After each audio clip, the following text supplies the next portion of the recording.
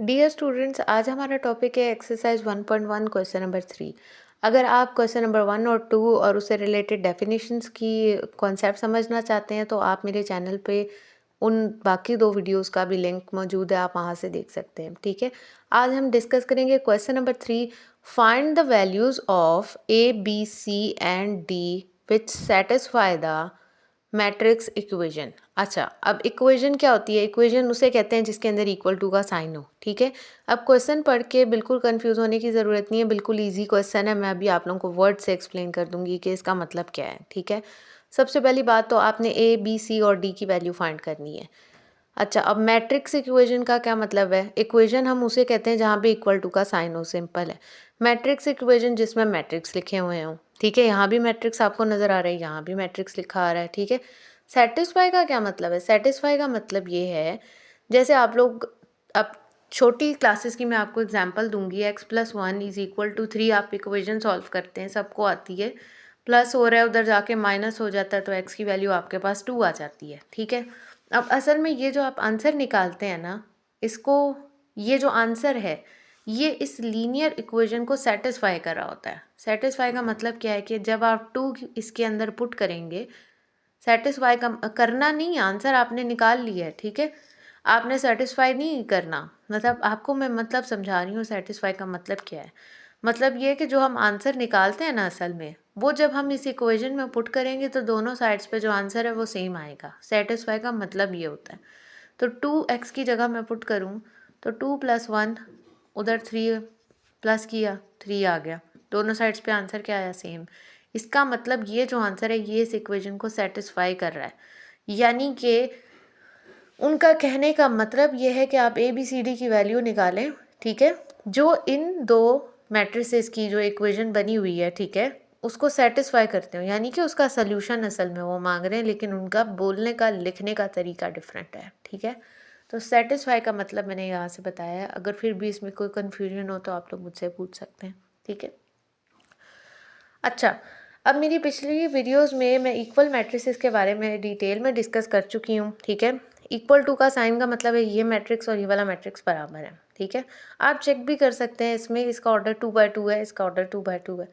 इसका मतलब सिंपली ये होता है कि पहली एंट्री के इक्वल है, सेकंड सेकंड के, थर्ड थर्ड के और फोर्थ फोर्थ के इक्वल है। ठीक है, यहाँ से मैं इक्वेशंस बनाऊंगी, क्योंकि आप लोगों को पता है इक्वेशन लिखे बगैर तो हम किसी भी अननोन की वैल्यू फाइंड नहीं कर सकते। ठीक है, सिंपल सी बात है, पहली एंट्री के इक्वल, सेकंड सेकंड के, थर्ड थर्ड के और फोर्थ फोर्थ के। ठीक है, जैसे हमने क्वेश्चन नंबर 2 में इक्वल रख के चेक किया था कौन से मैट्रिसेस इक्वल हैं। ठीक है, यहाँ से आपके पास 4 इक्वेशंस बनेंगी। a+c = 0, पहले हम इक्वेशन बना लेते हैं। ठीक है, उसके बाद a+2b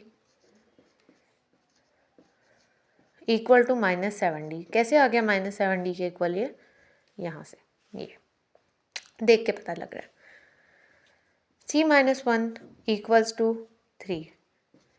उसके बाद लास्ट वाली 4d-6 = 2d, क्योंकि वहाँ पे 2d लिखा हुआ है।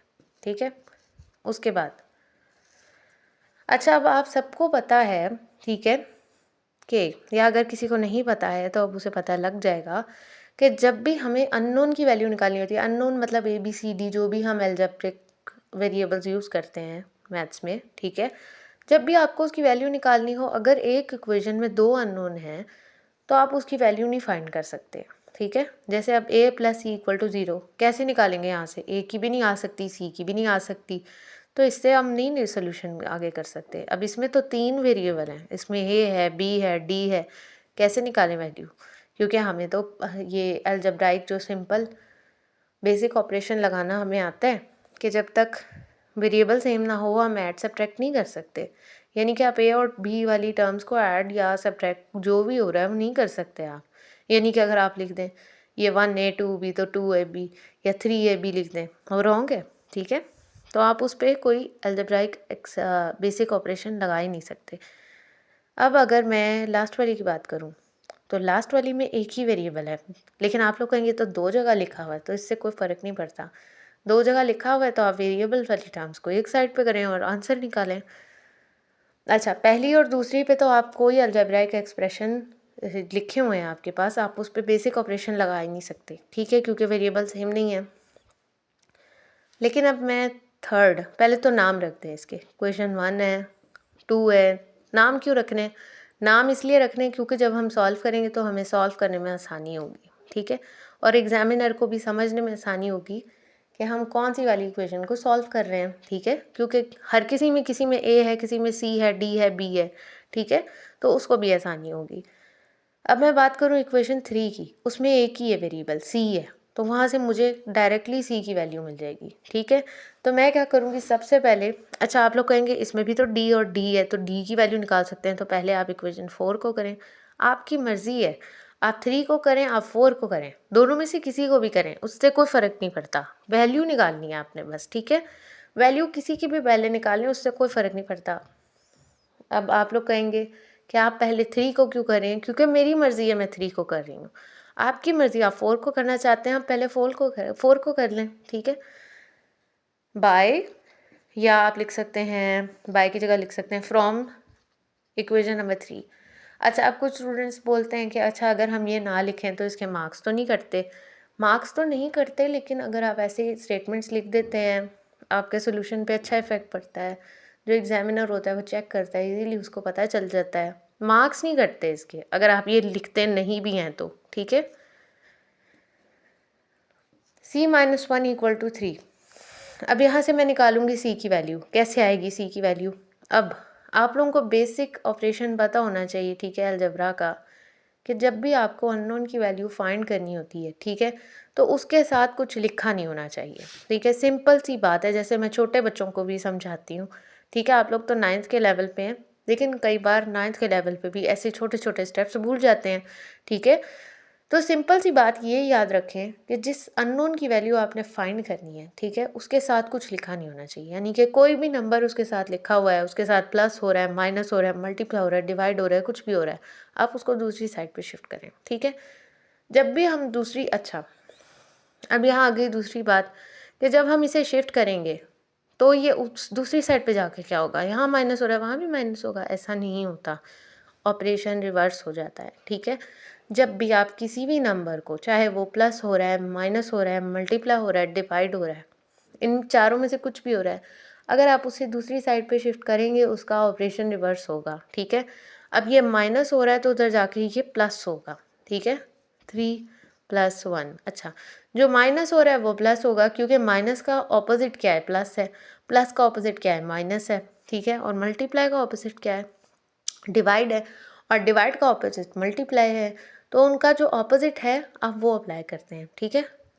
3+1 आपके पास 4 आ गया, यहाँ से सी की वैल्यू आ गई। अब मैं निकालना चाहती हूँ डी की वैल्यू, ठीक है। तो मैं क्या करूँगी,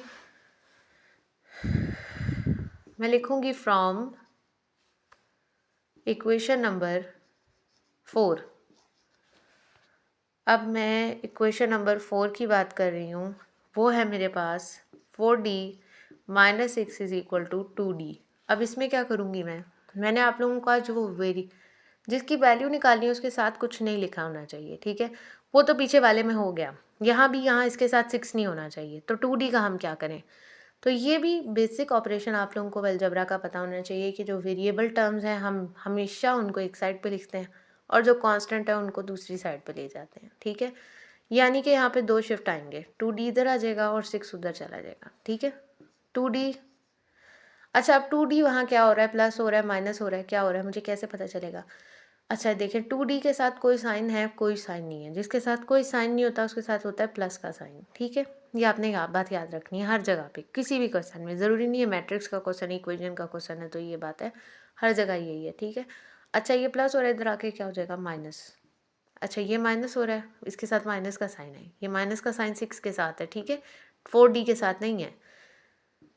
4D के साथ तो प्लस का है ना, जिसके साथ कोई नहीं होता उसके साथ प्लस का होता है, 6 उधर जाके प्लस हो गया, किस में, किसी में भी नहीं, कुछ भी नहीं है वहाँ, तो वो पॉजिटिव हो गया। 4D माइनस 2D, ठीक है, वेरिएबल्स माइनस हो जाते हैं, सॉरी कॉफिशेंट्स माइनस हो जाते हैं वेरिएबल के।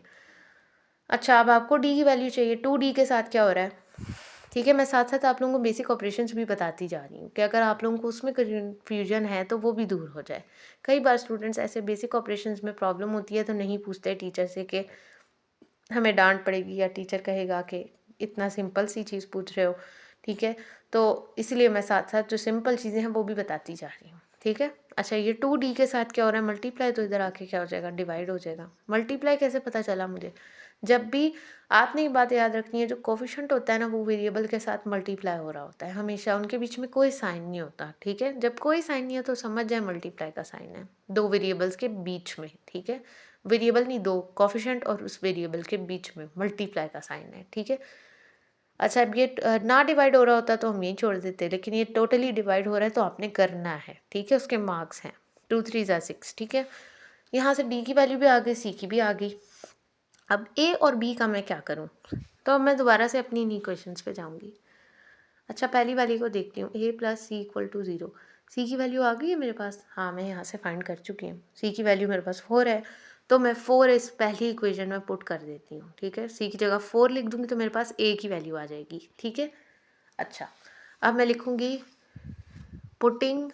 अच्छा, आप ये अगेन मैं बता रही हूँ, ये स्टेटमेंट्स नहीं भी लिखते नंबर नहीं करते आपके, लेकिन लिखें तो ज़्यादा अच्छी बात है, ठीक है। Putting value of C in equation number 1, a + c = 0। C की वैल्यू थी 4। अच्छा, अब मुझे ए की वैल्यू चाहिए, अभी मैंने बताया जिसकी वैल्यू निकालनी है उसके साथ कुछ लिखा नहीं होना चाहिए। 4 उधर चले जाएगा, सिंपल, प्लस हो रहा है उधर जाके माइनस, तो ए की वैल्यू आ गई मेरे पास -4, ठीक है।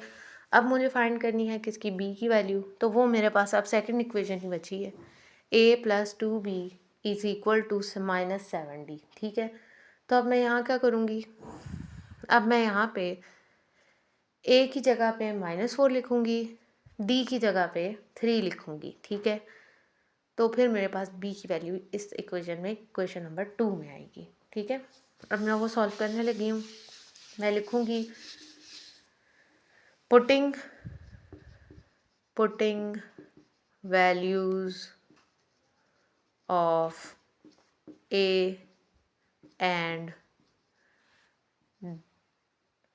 अच्छा, a and d in equation number 1, ठीक है। क्या थी इक्वेशन नंबर 1, नहीं 2, क्या थी मेरे पास, a + 2b = -7d, ठीक है। a की वैल्यू अभी मैंने निकाली थी -4, ठीक है। 2b को मैं ऐसे ही लिख दूँगी, -7 तो d के साथ लिखा हुआ है, यानी d के साथ मल्टीप्लाई हो रहा है, ठीक है। अब एक लोग कहेंगे यहाँ तो माइनस का साइन है, वो तो 7 के साथ लिखा हुआ है ना भाई, 7 और d के बीच में तो नहीं लिखा हुआ, उनके बीच में कोई साइन नहीं है, मल्टीप्लाई है, ठीक है। आपने याद रखना है कोफिशिएंट और वेरिएबल आपस में हमेशा मल्टीप्लाई हो रहे होते हैं, ठीक है, क्योंकि इनके बीच में कोई साइन नहीं होता है, अंडरस्टूड बात है, मल्टीप्लाई हो रहे हैं।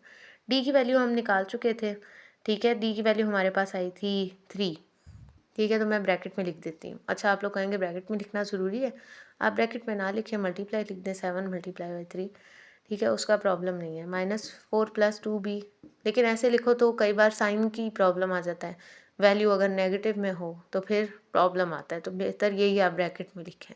7 3 21, -21 आ गया।